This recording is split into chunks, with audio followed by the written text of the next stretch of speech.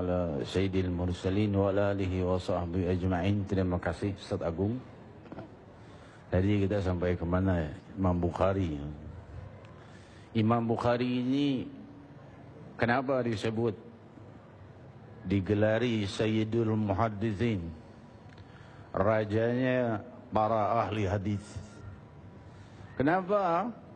Karena di masa itu para ahli hadis itu berkiblat kepada Imam Muslim, ya, namanya Muslim, sebagai guru ahli hadis.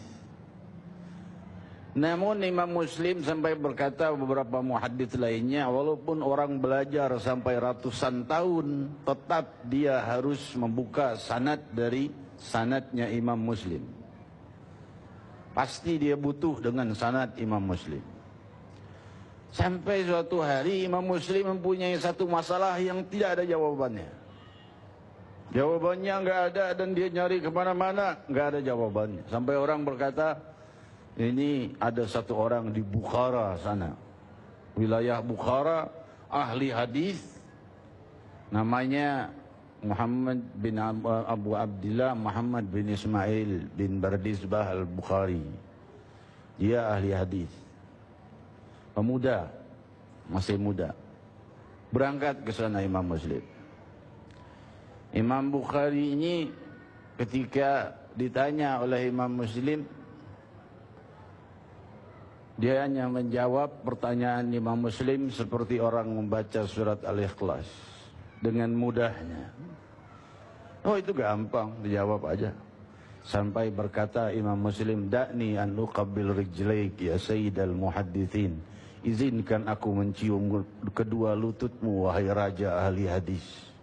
Imam Bukhari itu betul-betul pakar hadis yang betul-betul diakui dan khasyid, saleh.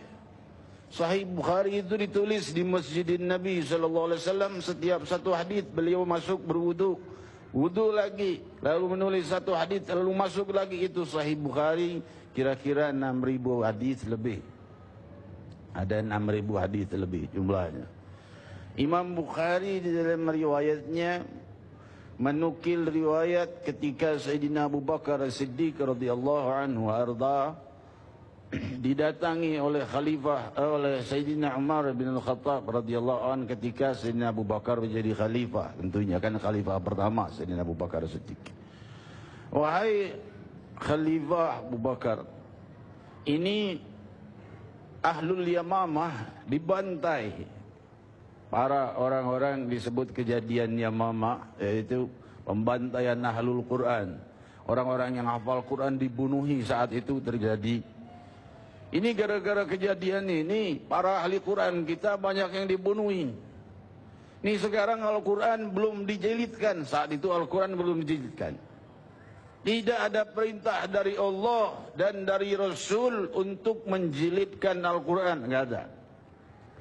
Kalau tertibnya dari Rasul, ayat sekian ini taruh di surat Anu, ayat sekian ini taruh di surat Anu, ayat sekian ini taruh di surat Anu. Surat pertama taruh surat Al-Fatihah, surat kedua taruh surat Al-Baqarah. Itu tertibnya dari Rasul. Tapi dijadikan satu, belum ada. Enggak ada perintahnya, bukan belum ada. Enggak ada perintahnya dari Rasul. Al-Quran masih tertulis di tembok-tembok, di kulit onta dan dihafal. Kebanyakan dihafal. Berkata Sayyidina Umar, wahai Abu Bakar, kalau kau tidak membukukannya, menjadikannya satu buku, orang-orang yang hafal Quran dibantai, Al-Quran tidak dikenal orang, kau tanggung jawab nanti. Karena kau khalifah. Berkata Abu Bakar Siddiq, kau ingin aku berbuat hal yang tidak diperbuat oleh Rasulullah? Kau mau berbuat hal yang aku tidak berbuat, Rasulullah tidak berbuatnya, aku memperbuatnya. Rasul berkata Sayyidina Umar, lakinna wallah fihi khair. Tapi demi Allah ini adalah hal yang baik. Maka Abu Bakar Siddiq radhiyallahu anhu mendatangi salah seorang sahabat penulis, berkata,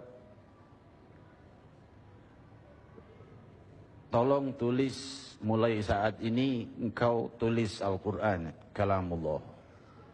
Jadikan jilid.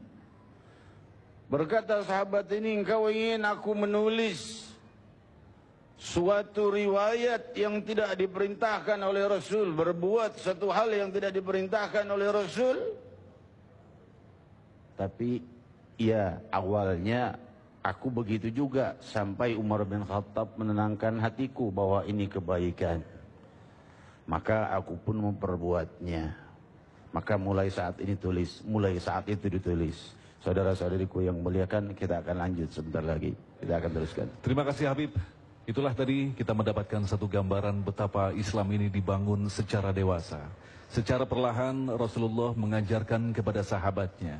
Dan secara rendah hati, masa-masa setelah sahabat menerima ilmunya pula. Dan akhirnya sampailah kepada kita. Artinya Islam dibangun dengan sangat sempurna. Lantas sesungguhnya sudah tidak ada celah lagi bagi kita untuk menambah-nambahi sesuatu yang sudah dibenarkan oleh Allah. Pemirsa, tetaplah bersama kami dalam Tabligh Akbar. Ilahi salimil ummah minal afati wa niqmah wa min hammin wa min ghummah bi ahlil badr ya Allah. Salatullah, salamullah ala taha rasulillah. Salatullah, salamullah ala yasin habibillah. Ilahi nafizil qurba min al-azina wal-azba wa kulli baliyatin wa waba bi ahlil badr ya Allah. Salatullah, salamullah ala taha rasulillah. Salatullah, salamullah ala yasin habibillah.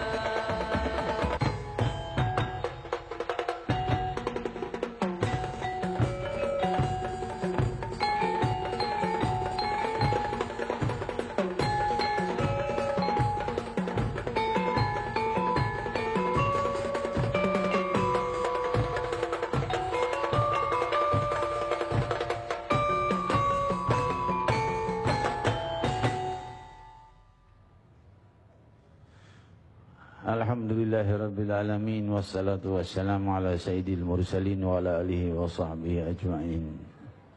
Saudara-saudariku yang kumuliakan, hari yang mulia dan luhur ini semoga semakin suci dan baik oleh yang maha baik, dilimpahi rahmat yang semakin banyak, zahir dan batin. Amin. Allahumma amin. Kita lanjutkan pembahasan di dalam hadis. Dijelaskan dari kejadian antara Sayyidina Abu Bakar dan Sayyidina Umar radhiyallahu anhuma wa ardahuma. Itu ucapan radhiyallahu an itu enggak ada juga itu. Rasul enggak pernah ngajarin radhiyallahu an untuk para sahabatnya. Cuma kita mengucapkan pada para sahabat radhiyallahu an, itu bid'ah hasanah. Untuk memuliakan, menghormati para sahabat Nabi. Ini kejadian pertama yang diriwayatkan oleh Imam Bukhari di dalam sahihnya, yaitu Sahih Bukhari, paling terkenal hadisnya. Hadis yang paling dipegang dalam ilmu hadis. Kejadian yang kedua itu kejadian yang pertama, perbuatan Sayyidina Abu Bakar Siddiq, yaitu penjilidan Al-Quran. Kejadian yang kedua diperbuat oleh Sayyidina Umar bin Khattab radhiyallahu anhu arda. Perbuatan Sayyidina Umar bin Khattab berupa tarawih. Itu tarawih bid'ah hasanah, bukan sunnah yang di masa Nabi SAW, karena sudah diperbuat oleh Nabi dan dibubarkan. Nabi memperbuatnya dan dibubarkan, dilarang di masa Nabi. Nabi tidak melakukannya lagi. Pertama, Nabi SAW sholat di Masjidin Nabawi. Masjidin Nabawi itu kan hanya berbataskan tabir pintu yang kecil dengan soft pertama dengan rumahnya Rasul sallallahu alaihi wasallam. Ikut sahabat. Malam kedua makin banyak. Malam ketiga lebih banyak. Malam keempat Rasulullah keluar. Keluar sudah dekat subuh. Rasul berkata, "Sallu fi buyutikum." Salat sunat di rumah kalian. Jangan kalian jadikan masjid untuk tempat salat sunat. Maksudnya apa? Silahkan salat sunat di rumah-rumah masing-masing. Jangan salat hanya. Maksudnya apa? Jangan sampai dijadikan hal itu dikira nanti fardu. Nanti orang mengira sholat tarawih itu fardu 5. Sudah ada yang sholat fardu di masjid, sholat sunnah di rumah. Zaman itu bukan nggak boleh sholat sunnah di masjid, sunat tahiyatul masjid ada malah. Hadirin hadirat, kita teruskan. Nah, kalau seandainya hal itu sunnah, mestilah Sayyidina Abu Bakar Siddiq memperbuatnya di masa khalifahnya. Kok Sayyidina Abu Bakar tidak memperbuat salat tarawih di masa kekhalifahannya? Di masa Sayyidina Umar baru diperbuat, dan Sayyidina Umar sendiri yang berkata, "Wa ni'mal bid'ah hadhi." Ini adalah bid'ah yang baik.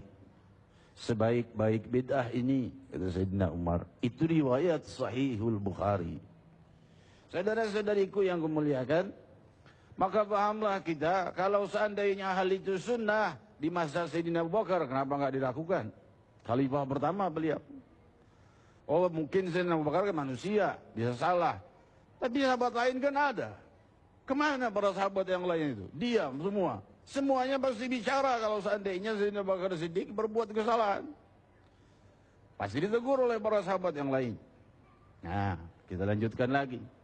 Di masa Sayyidina Umar itu perbuatan tarawih. Ini makanya jangan kita lanjutkan.